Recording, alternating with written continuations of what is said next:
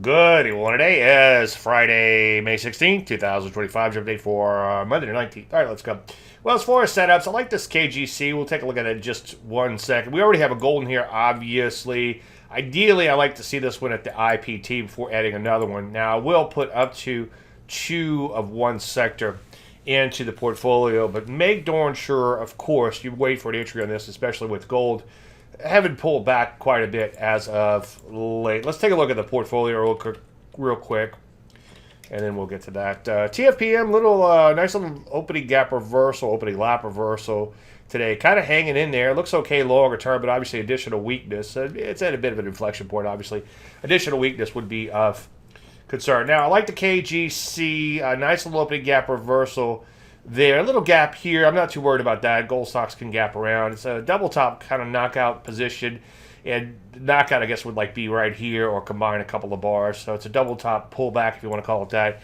And that's where you have a double top, and it looks like the market might be topping out, and then it rallies out of a pullback. So obviously, in a situation like this, you want to wait for an entry. There's some more speculative stocks in here that are showing up, or still have some speculative stocks showing up here, trying to say at low levels, such as this BBNX.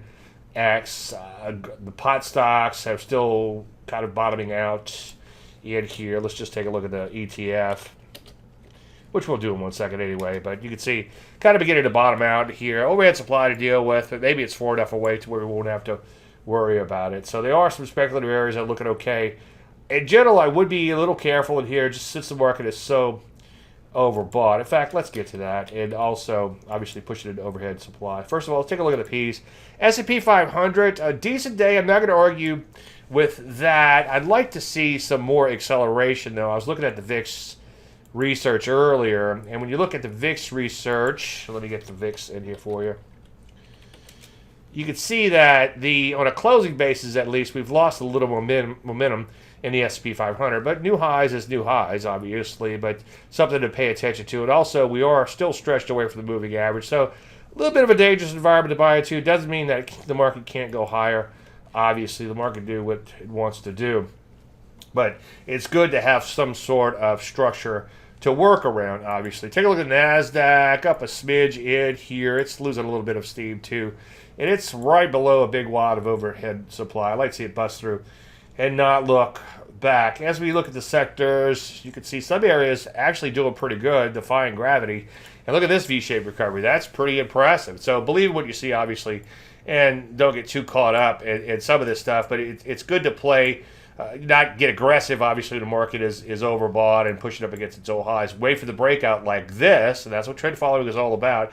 And then, of course, wait for the pullback. Broker-dealer not too far from all-time highs. Again, these V-shaped recoveries at high levels, as we've been saying ad nauseum, difficult or dangerous to trade, I should say. Cybersecurity, same sort of action there too, back to the old highs.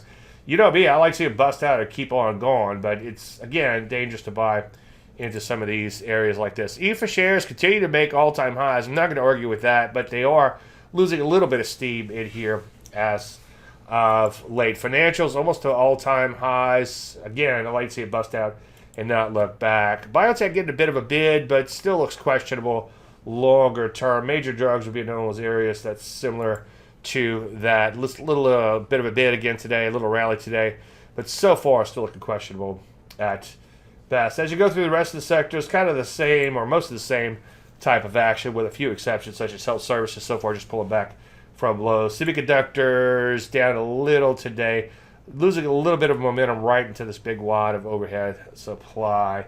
Let's take a look at gold, the commodity, bouncing a little bit off of its 50 simple moving average, down for the day, but finding a little support nonetheless. And gold stocks so far are beginning to stabilize in here, so far just pulling back, but obviously additional weakness would be of concern, and that's why I'm really preaching waiting for entries, obviously, on anything new in the gold arena.